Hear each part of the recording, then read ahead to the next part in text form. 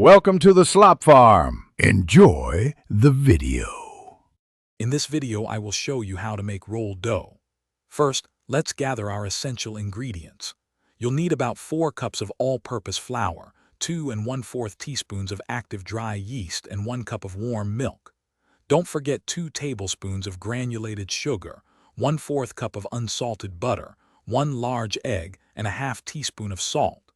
Having everything ready makes the process smooth and enjoyable, setting us up for delicious, fluffy rolls.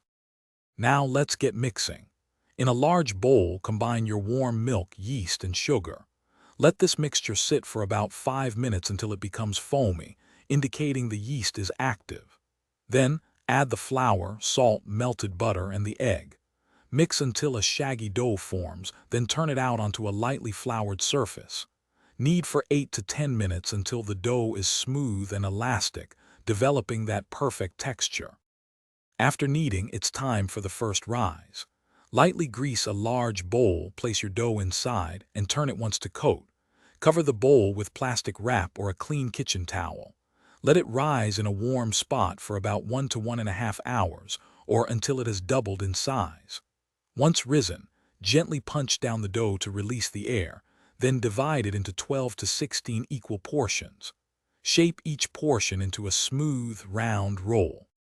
Almost there. Once your rolls are shaped, cover them again and let them have a second rise for 30 to 45 minutes. While they're rising, preheat your oven to 375 degrees Fahrenheit.